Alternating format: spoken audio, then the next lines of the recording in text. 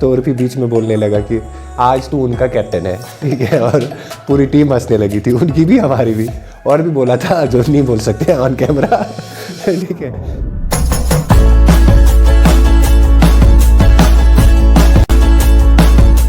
अस्सलामु अलैकुम नाजरीन, कश्मीर क्रिकेट टॉक शो के एक और नए एपिसोड के लिए आज हमारे साथ वैली के वाहिद वो क्रिकेटर है जिन्होंने कर्नाटका प्रीमियर लीग के 3 सीजन्स में पार्टिसिपेट किया है। इशफाक नज़ीर आज हमारे साथ हैं। इस साल डिस्ट्रिक्ट बारामूला से एक इमर्जिंग टीम सामने आई, ज़ैनगेर रेड्स। इशफाक नज़ीर ज़ैनगेर रेड्स के कप्तान हैं। न सिर्फ कप्तान बल्कि वी कॉल इट ग्लू, जो डिफरेंट टेम्परामेंट के खिलाड़ियों को आपस में जोड़े रखता है। सो इशफाक भाई, खुशामदीद है आपका शो में। Thank you. सो सबसे पहले कर्नाटका प्रीमियर लीग के बारे में, आपकी एंट्री के बारे में जानना चाहें। First of all thanks for having me here. So जो कर्नाटका का सिलसिला था वो मैं स्टडीज़ करने के लिए ऑब्वियसली कर्नाटका चला गया। तो स्टडीज़ करने के बाद वहाँ पे क्लब क्रिकेट जो था बहुत अच्छा स्टेप था वहाँ पे। तो जैसे शुरुआत की तो जैसे अच्छा खेलने लगे तो वो लोग पुश करते हैं, जैसे उन्होंने देखा कि कोई टैलेंटेड खिलाड़ी है अनलाइक कश्मीर, तो वो लोग पुश करते हैं। तो आगे चला गया मैं फिर बेंगलोर यूनाइटेड क्रिकेट क्लब से खेलता था, BUCC, जिसके चेयरमैन राहुल द्रविड़ सर थे, अभी भी है। तो फिर हम वहाँ पे खेलते थे हमारे साथ, और KL राहुल खेलते थे उस टाइम पे, स्टुअर्ट बिनी खेलते थे जो कि 2nd डिवीज़न की टीम थी तभी। तो हम फर्स्ट सीज़न खेला मैं 2nd डिवीज़न में, तो हमने प्रमोशन मिल गया, 1st डिवीज़न में चले गए, और धीरे धीरे हम जितना परफॉर्म अच्छा करते गए तो थोड़ा नज़र में आ गए वहाँ पे। तो जैसे ही फिर कर्नाटका प्रीमियर लीग आप जानते ही हर साल होता है, एक बड़ा मेगा इवेंट होता है कर्नाटका में। तो वहाँ पे फिर ऑक्शन होता है, जिसमें ऑक्शन में जो लीग्स में जिन प्लेयर्स ने अच्छा किया है, T20 लीग होता है वहाँ पे, वनडे का लीग होता है, तो जिन्होंने उन सभी लीग्स में अच्छा किया उनका नाम जाता है ऑक्शन में। तो मैं फॉर्चुनेट रहा कि मेरा नाम ऑक्शन में चला गया, फर्स्ट बार पिक किया गया। बेलगामी पैंथर्स की तरफ खेला, तो जहाँ कैप्टन थे Vinay Kumar, and then second time मैं अगेन पिक हो गया हुबली टाइगर्स की तरह, अगेन विनय कुमार कैप्टन रहे, और मयंक अग्रवाल भी साथ में खेल रहे थे, जो कि बड़े नाम हैं। हालांकि प्रवीण दुबे थे और भी बहुत सारे बड़े नाम जुड़े थे, और KPL में आपने देखा होगा ओवरऑल सभी बड़े प्लेयर्स थे। तो experience wise Karnataka premier league मेरे लिए बहुत महत्व रखता है मेरी लाइफ में, बहुत कुछ सीखने को मिलता है एज ए क्रिकेटर। आज जो भी है, मतलब वो मैं कहता हूँ, मैं खुद को ये बोलता हूँ कि Karnataka is home away from the home. So as a cricketer, I have learned a lot from there, and whatever I am today is because I got polished up in. Obviously, there was raw talent, but that needed to be polished. So that polishing took place within the Karnataka. Karnataka premier league में आपकी top performances क्या रही थी? जहाँ तक Karnataka premier league में best performance का है, मैं पहला बॉलर हूँ जिसने डेब्यू पे विकेट मैडन ओवर डाला, और वो मेरे लिए बहुत स्पेशल मोमेंट था। और भी बहुत सारी परफॉर्मेंस थी, बट ये this was something which really stands out. तो इसके अलावा मैंने कर्नाटका में और एक इनिंग खेली थी, T20 मैच खेल रहे थे हम, जहाँ पे हम लोगों को आखिर के 9 ओवरों में 4 विकेट बचे थे और हमको 114 रन चाहिए थे। तो निसार मलिंगा वो मेरे साथ खेल रहे थे। तो मैंने उस 114 में अकेला 102 नॉट आउट बनाया, कुछ 35 या 36 बॉल्स में, और वो इनिंग्स मेरे साथ हमेशा रहेगी, और मेरी मेमोरीज़ में वो deep down inside my heart that has a special place. So back home Zaingair Reds जैसी टीम बनाना, डिफरेंट कैलिबर के खिलाड़ियों को एक ही बैनर के नीचे जमा करना, what was the main motive behind this? You put me in, आपने मुझे एक बहुत मुश्किल सिचुएशन में डाला है, क्योंकि मुझे ऑनेस्टली आंसर करना पड़ेगा। जहाँ तक मैंने वैली का क्रिकेट देखा है, यहाँ पे बहुत सारी टीम्स हैं जो कि बहुत अच्छी टीम्स हैं। मैं नहीं बोलता कि यहाँ पे टीम्स अच्छी नहीं है, टैलेंट अच्छा नहीं है, बहुत बहुत बढ़िया टैलेंट है। लेकिन कमी है तो एक चीज़ की कमी है, हम टैलेंट को अपॉर्चुनिटी नहीं प्रोवाइड करते हैं। मेरी टीम में बहुत सारे लड़के खेलते हैं, तो मैं फिर कुछ 3-4 जो मेरा क्लोज ग्रुप होता है, तो मैं उनके ऊपर फोकस करता हूँ। आप कोई भी टीम ले लो, मैं नाम नहीं लेना चाहता टीम्स का, but I am sure all of the teams with in the valley, most of the teams, 99% of the teams have that culture with in them. But वही कल्चर को, उसी स्टीरियोटाइप को ब्रेक करने के लिए हमने ज़ैनगेर रेड्स बनाया। और जो इन्फीरियोरिटी दिमाग में बैठ गया है गाँव के, मैं स्पेशली गाँव से बिलोंग करता हूँ, तो मैं ज़्यादा बातें गाँव के लड़कों की करूँगा, ठीक है। जो टैलेंट है आता है गाँव से। आप आकिब नबी को देखो, वो शीर से आते हैं, बहुत टैलेंटेड खिलाड़ी हैं। आप शीर से ही देखो, ज़ुहूर जोलो आते हैं, बहुत टैलेंटेड खिलाड़ी है। आप शीर से ही देखो, नासिर आते हैं, बहुत टैलेंटेड खिलाड़ी है। आप वहाँ पे एक छोटा सा लड़का है तनवीर, जो कि 16 साल का है, मुझे नहीं लगता बारामूला में इस वक्त या स्टेट हमारी स्टेट में इस वक्त 16 साल का उतना टैलेंटेड लड़का कोई रहेगा। या बांडीपोरा से तौसीफ आता है जो कि एक लेफ्ट आर्म स्पिनर है, बहुत टैलेंटेड है। तो इसके अलावा आप जंगेर एरिया में देखेंगे, अगर मैं अपने एरिया हंदवारा में भी बहुत सारे टैलेंट्स है जो कि जिनको ग्रूम करने की या स्टेज बड़े स्टेज जो डिज़र्व करते हैं, लेकिन नहीं मिल पाता है क्योंकि जंगेर रेड्स जैसी टीमें एग्जिस्ट नहीं करती थी। तो मुझे फोकस था फिर, क्योंकि जंगीर एरिया से हैं तो हमारे पास बहुत सारे लड़के ऐसे हैं जो कि टैलेंटेड है और दूसरी टीम्स में खेलते थे, लेकिन वैसा अपॉर्चुनिटी या वैसा प्लेटफॉर्म उनको दूसरी टीम्स प्रोवाइड नहीं करते थे। तो यूज़ एंड थ्रो जैसा मैकेनिज्म हमारे कश्मीर के क्रिकेट में ऑलरेडी एस्टैब्लिश हो चुका है, ये हम फ्रैंकली बोल सकते हैं। और इसके साथ मुझे लगता है हर कोई एग्री भी करेगा कि यूज़ एंड थ्रो यहाँ पे देखा जाता है, टीम अपना मतलब निकाल के प्लेयर को साइड में निकाल देती है। लेकिन जंगीर रेड्स में मेरा पर्सनल ये था, क्योंकि मैं अकेला बंदा हूँ, उर्फ़ी के सहयोग के साथ और भी जैसे निसार भाई हैं उनके सहयोग के साथ मैंने इस टीम को खड़ा किया। लेकिन और हमारे मैनेजर है महराज साहब, उनके सहयोग के साथ, हमारे मैनेजर है साहब भैया, उनके सहयोग के साथ, जिनके बिना हमारी टीम एग्जिस्ट नहीं करती। लेकिन इन सभी के योगदान के साथ हमने एक टीम खड़ा की जहाँ पे बोलते हैं ना कि हम लोग कलेक्टिवली एक गोल को अचीव करने की कोशिश करें। अगर आप हमें तुलना में देखेंगे किसी भी टीम के साथ, मैन टू मैन हम मैच नहीं हो जाएंगे, लेकिन टीम टू टीम मैच करने जाओगे ना, वैली में किसी भी टीम को लेके आओ, हम उसको पछाड़ देंगे। और पछाड़ा भी है। मतलब पहली बार ऐसा हुआ हमारे गांव के क्रिकेट में, गांव के लोग आते थे इस जज्बे के साथ कि हमारी टीम अपोजिट टीम से स्ट्रांग है, चाहे वो कश्मीर नाइट्स हो, कश्मीर जिमखाना हो, कोई भी टीम वैली की आप ले लो, it is always 50-50 when you are playing against Zaingair Reds. But before that ऐसा नहीं था। आप किसी भी टीम के साथ ले लो, श्रीनगर की टीम का मैच है, ऑलवेज 75 या 60-40 रहे। हम श्रीनगर खेलने गए, हमने वहाँ पे बॉलर्स देखे, तो जब हम बॉलर्स वहाँ पे देखते थे हमने उनकी बहुत पिटाई की। हालांकि हम लोग सेमीफाइनल में हार के आए, लेकिन दिल जीत के आए, पूरे श्रीनगर का दिल जीत के आए। तो वो बॉलर्स, मुझे नहीं लगता हमारे टीम में उनमें से कोई भी एक बॉलर हमारी टीम में खेल सकता है। ठीक है, बॉलिंग का स्टैंडर्ड जो वहाँ पे है बहुत नीचे है, तभी वहाँ के बैट्समैन रन बनाते हैं। ठीक है, और जो विकेट मिलता है वहाँ पे वो बहुत अच्छा मिलता है एज़ कम्पेयर टू हमारे विकेट्स को। ठीक है, तो ये बहुत सारी चीज़ें हैं जो कि मान्य रखती है हमारे क्रिकेट को। और हमने जो एटीट्यूड लेके रखा है, वो श्रीनगर का प्लेयर है तो बड़ा प्लेयर होगा, ऐसा कुछ नहीं है। ये गाँव का प्लेयर है, टैलेंट बात करता है। हमारा जो एटीट्यूड होना चाहिए, जो ज़्यादा क्रिकेट तो नॉर्थ साइड में खेली जा रही है और ज़्यादा सपोर्ट दिया जाता है बाहर से आने वाली टीमों के लिए, जो श्रीनगर से आती है या बाकी सिटीज़ से आती है, चाहे अनंतनाग से फिर कोई टीम आए। बेशक आप सपोर्ट करें टीम्स को, लेकिन अपने प्लेयर्स को इन्फीरियर नहीं समझें आप दूसरे प्लेयर से। अपने प्लेयर के लिए फ़ाइट करें, इनको आगे अपॉर्चुनिटी मिलना चाहिए। जितने भी लोग एसोसिएटेड हैं, इस लिहाज से हमने जंगीर रेड्स को परफॉर्म किया ताकि इस टैलेंट को हम एक स्पॉटलाइट पे लेके आए। और मुझे लगता है कि कई हद तक हम सक्सेसफुल रहे हैं इस चीज़ में। हालांकि यहाँ पे टीम्स हैं जो कि 20 साल से खेल रही है, 10 साल से खेल रही है, उनको तो हम एब्रप्टली ओवरटेक नहीं कर सकते। लेकिन हाँ, प्रोसेस जो था, हम एक राइट डायरेक्शन में मूव हो रहे हैं। आप ये कह सकते हो कि हम एक राइट डायरेक्शन में मूव हो रहे हैं। और इंशाल्लाह अगर हमारे लड़कों ने सेम जज्बे के साथ खेला, जिस जज्बे के साथ खेलते हैं, और सेम यूनिटी के साथ खेला जिस यूनिटी के साथ हमने लास्ट ईयर पिछले सीज़न में खेला है, अभी भी खेलते आ रहे हैं, तो अगर वही यूनिटी बरकरार रहेगी, जंगीर रेड्स एक ऐसा नाम बनेगा पूरी कश्मीर वैली में, जिससे आप देख सकते हो फ्यूचर में कोई ना कोई ज़रूर हमारी स्टेट को रिप्रेजेंट करेगा। तो कैसा एक्सपीरियंस रहा है different temperament and different calibre के खिलाड़ी, पर्टिकुलरली लाइक उर्फ़ी जैसे खिलाड़ी के कैलिबर को हैंडल करना एज ए कैप्टन? मैं इस क्वेश्चन का इंतज़ार कर रहा था, मुझे पता था आप पूछेंगे ऐसा सवाल। कैप्टन का काम होता है कि जो आपके खिलाड़ी हैं उनका बेस्ट निकालना ग्राउंड पर, वो मेरा काम है। फिर चैलेंजेस देते हैं प्लेयर्स, जो कि उर्फ़ी डिफरेंट टेम्परामेंट का खिलाड़ी है। एक चीज़ मुझे उर्फ़ी की बहुत पसंद है, जो मेरे लिए स्टैंड आउट करती है। मैं पर्सनली उर्फ़ी को रिगार्ड करता हूँ one of the best players that our area has ever produced and north side has ever witnessed. ठीक है, उर्फ़ी जैसा आप मतलब कहीं नहीं देखोगे कोई, जैसे वो बैटिंग करता है, जैसे वो बॉलिंग करता है, और जैसे वो मतलब जो जीत के लिए उसके अंदर वो जज्बा रहता है, वो बहुत ज़्यादा है। बस उर्फ़ी के साथ यही है कि वो अपने जज्बे को बहुत बारी कंट्रोल नहीं कर पाता है। ठीक है, तो गेम में वो सब पार्ट ऑफ द गेम होता है। हम कभी ये नहीं कहेंगे कि मैं हमेशा काम रहता हूँ, नहीं, मैं भी काम नहीं रहता, मैं भी कभी कभी अपना काम लूज़ करता हूँ। विराट कोहली को देख लीजिए, किसी भी इंटरनेशनल प्लेयर को देख लीजिए, कोई भी अपना काम लूज़ करता है। लेकिन उर्फ़ी थोड़ा अभी ज़्यादा दिखता है उनका, नहीं तो मुझे नहीं लगता वो उतना ज़्यादा भी करते हैं जितना लोग समझते हैं।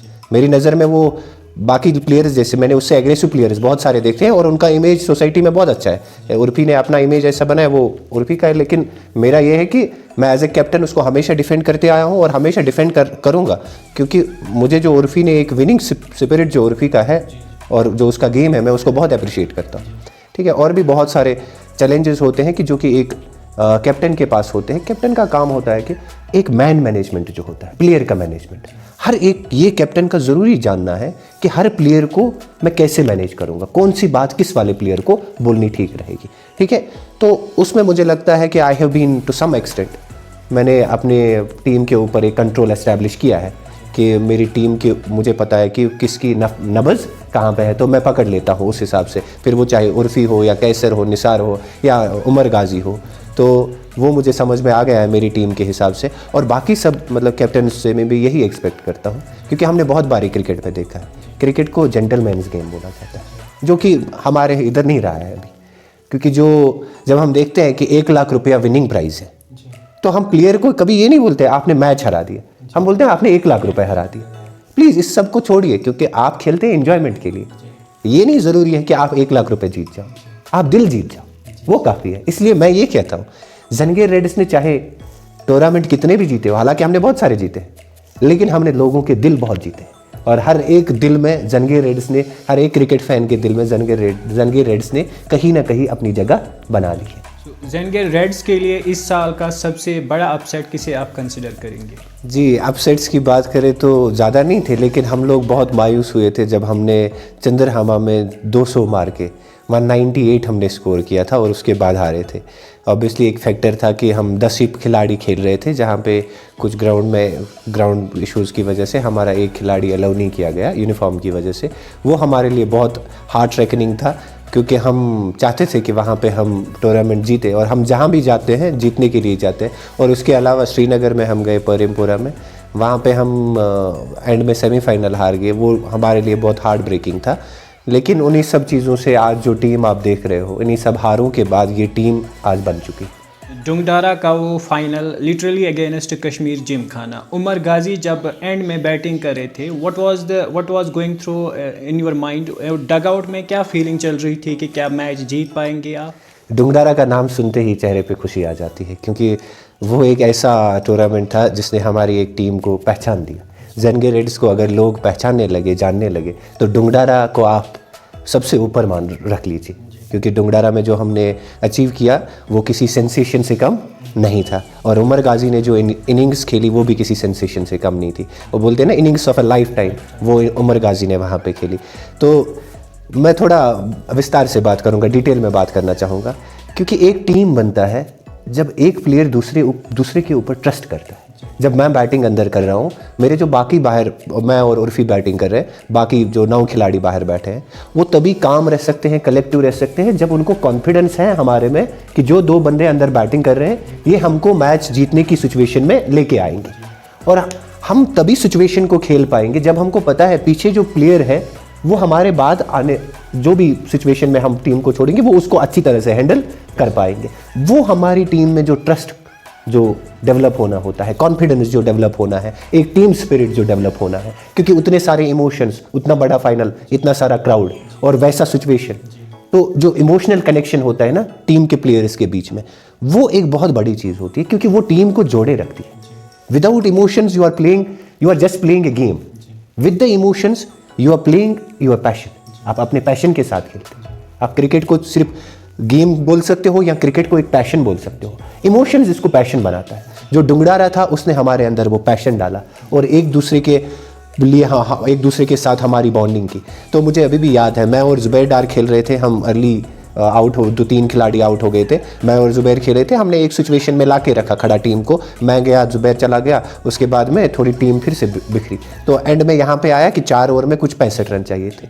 ठीक है, तो कैलकुलेशन इंपॉर्टेंट है, क्योंकि हमको पता है उमर किस क्लेवर का प्लेयर है। तो हम गए, हम उसको डायरेक्टली बोले, उमर आपको 24 बॉल में 10 छक्के मारने हैं और हम आप पे ट्रस्ट करते हैं, आप 10 छक्के मार सकते हो।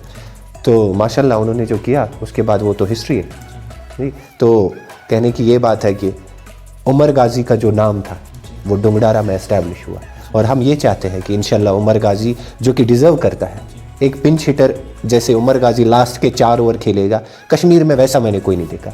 आप बहुत सारे ऐसे प्लेयर्स हैं जिनका नाम हाइप ज़्यादा है, जिनका हाइप बहुत ज़्यादा है, लेकिन उमर गाजी जैसा कार्य वो करते हैं ऑन डेली बेसिस, मुझे नहीं लगता। मैंने कोई नहीं देखा। बहुत सारी टीम्स के अगेंस्ट खेला, बड़ी टीम्स के अगेंस्ट खेला, मुझे नहीं दिखा वहाँ पे उमर गाजी जैसा कोई प्लेयर। अगर उमर को ग्रूम किया जाएगा, अगर उमर के ऊपर सिलेक्टर्स की नज़र रखी जाएगी, 1-2 साल उसको दिए जाएंगे, मुझे लगता है आने वाले वक्त में वो जे.एंड.के स्टेट को बहुत बड़ी सर्विस दे सकता है। उतनी कैपेबिलिटी है, क्योंकि मैंने उनको देखा है। जो बॉलर हुए, अगर आप याद होगा, वो उवैस शाह डाल रहे थे श्रीनगर वाले बॉल, बहुत एक्सपीरियंस्ड खिलाड़ी, 20-15 साल से खेल रहे, बॉलिंग करते आ रहे। तो जब उन्होंने उनको 6 मारा, वो नीचे बैठ गए।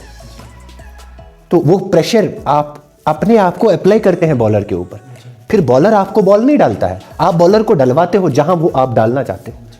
वो हर एक बंदे में वो कैपेसिटी नहीं रहती।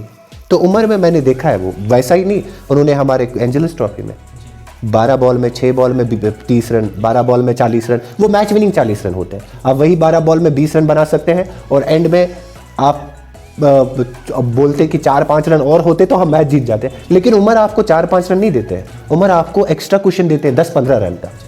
तो मैं उमर के लिए ये बोलूँगा कि हार्ड वर्क करते रहें और सही डायरेक्शन में जाए।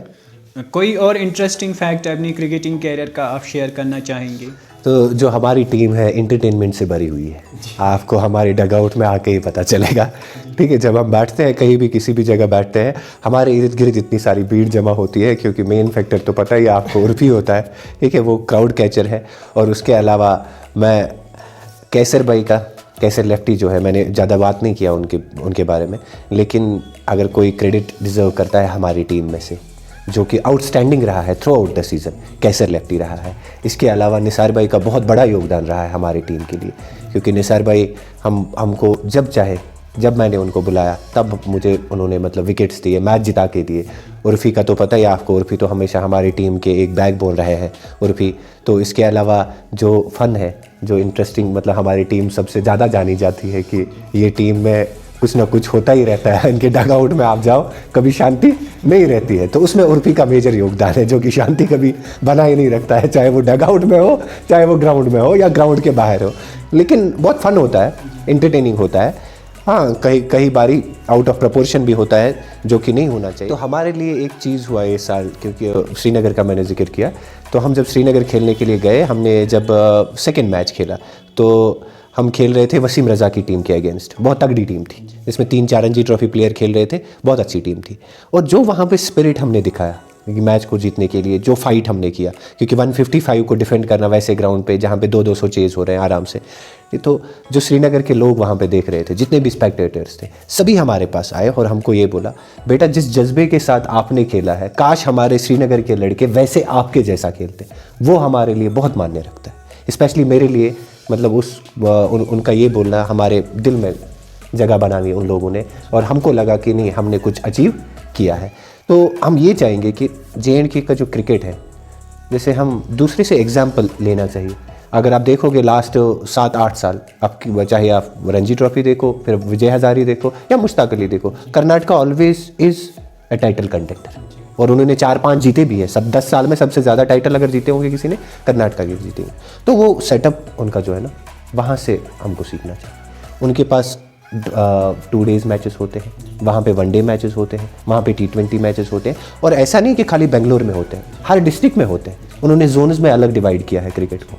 ठीक है, तो हम यहाँ पे अगर जोन्स में डिवाइड करेंगे, ज़्यादा टर्फ विकेट बनाएंगे, तो एब्रप्टली नहीं हो सकता। और ये बोलना कि बिना टर्फ के खेलना वेस्ट है, नहीं, ऐसा भी नहीं है। टर्फ और मैट में है फ़र्क है, लेकिन जो मैटिंग पे खेलेगा ना, वो टर्फ पे आराम से जाके खेलेगा।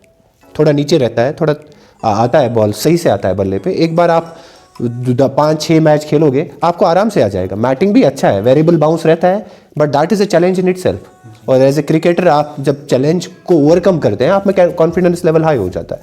तो हम ये कहना कि ज़्यादा टर्फ बनाओ पहले, उसके बाद हमारी टीम सुधारी जाएगी, नहीं। अगर हम 1 डे खेलना चालू करेंगे, 2 डेज़ पे फोकस ज़्यादा करेंगे, तो हमारे प्लेयरों में जो टेम्परामेंट डेवलप करने की ज़रूरत है, जो टैलेंट को नरिश करने की ज़रूरत है, वो 2 डेज़ मैचेस धीरे धीरे हमारे टैलेंट को और ज़्यादा अच्छा बनाएंगे। और हम इंशाल्लाह ये देखेंगे आगे कि JNK की जो टीम है, जिन्होंने मुझे लगता है एक प्रॉमिस बना के रखा है कि हम हमारे अगेंस्ट कोई 100 नहीं बनाएगा, क्योंकि हम उतना स्कोर ही नहीं बनाएंगे। आजकल तो वही हो रहा है, जितना भी वो मैच खेल रहे हैं ऐसा खेल रहे हैं कि अपोजिट टीम को उसमें से कोई एक बैट्समैन 100 नहीं बना सकता, क्योंकि इन्होंने उतना बनाया नहीं है। ठीक है, तो ऐसा नहीं होना चाहिए। बहुत सारे लोगों की उम्मीदें आपसे वाबस्ता है, और बहुत सारे लोग ऐसे हैं, उम्मीदों का तो छोड़ दो, उन पे तो आप हमेशा पानी ही फेरते आए हो, तो उसका कोई बात नहीं, होता रहता है। लेकिन एक चीज़ है जो इंस्पिरेशन होता है यंग लड़कों के लिए, उनको आप डिमोटिवेट नहीं करो ना। उनके लिए मोटिवेटिंग फैक्टर होता है कि जब परवेज़ रसूल कहीं खेलता है और जीतता है, हार के परवेज़ रसूल आ रहा है, Parvez Rasool is an inspiration for all of us. But then जब वो रोज़ हार के आते हैं, हमको अच्छा नहीं लगता। हम उसको अपना रोल मॉडल नहीं बनाना चाहते, हम फिर उसको बनाना चाहते हैं जो जीत रहा है। Winning is important factor. ठीक है, तो एक विनिंग टीम बनाना बहुत मेहनत लगेगा, लेकिन शुरुआत हम यहाँ से कर सकते हैं। सो अब आइए फास्ट 5 सेगमेंट की तरफ। आपका फेवरेट बॉलर? हमारी टीम से ये Nisar Maling. Favourite allrounder? Favourite allrounder Qaiser और उर्फी के बीच में, but I think Urfi is ahead of Qaiser. Favourite spell of bowling? Favourite spell of bowling मेरा रहेगा जब हम डुंगडारा में फ़ाइनल खेल रहे थे, तो जहाँ पे बैट स्ट्राइक पे थे इश्तियाक नाग थे, परवेज़ रसूल थे, और भी 2-3 बल्लेबाज हैं, दिग्गज बल्लेबाज हैं जिनका मैं नाम, लेकिन मैंने उनको 4 ओवर में पूरा नचाया। Bad spell of bowling? तो एक्चुअली बहुत सारे हैं, मतलब कम नहीं है। बहुत बारी हमने ऐसा किया है जहाँ पे हमने टीम को हराने के लिए कोई कमी नहीं रखी थी। तो उसी पे एक फनी मोमेंट याद है। तो जब हम खेल रहे थे जानवारा में, तो जब जानवारा में खेल रहे थे तो मैं बॉलिंग डाल रहा था, 5 no ball on the trot डाला, और 5 फ्री हिट में से 3 तो मुझे लगता है छक्के के लिए गई। तो एक ओवर में मैंने कुछ 28 रन दे दिए थे, एक ही ओवर डाला था तो 28 रन दे दिए थे। तो उर्फी बीच में, आपको पता ही है वो बोलता ही है, तो उर्फी बीच में बोलने लगा कि आज तू उनका कैप्टन है। ठीक है, और पूरी टीम हंसने लगी थी, उनकी भी हमारी भी, और भी बोला था जो नहीं बोल सकते ऑन कैमरा। ठीक है। व्यूज अबाउट कैसर खजर? कैसर खजर बहुत ही हम्बल इंसान and one of the best allrounders and very calm under pressure. जो कैसर को प्रेशर करने की सलाहियत दी है, वो मुझे नहीं लगता किसी और प्लेयर में है। अंडर प्रेशर कैसर थ्राइव करता है, तो मेरे हिसाब से कैसर खजर एक बहुत अच्छे ऑलराउंडर, और अभी भी बहुत पोटेंशियल है ग्रो करने का, बहुत अच्छे ऑलराउंडर बन सकते हैं। डियर फ्रेंड्स, इशफाक नज़ीर से आज हमारी बात हुई। इशफाक नज़ीर को सुन के आपको कैसा लगा, आप कमेंट सेक्शन में ज़रूर बताइए। वीडियो को लाइक करें और अपने फ्रेंड्स में शेयर करें। Thank you.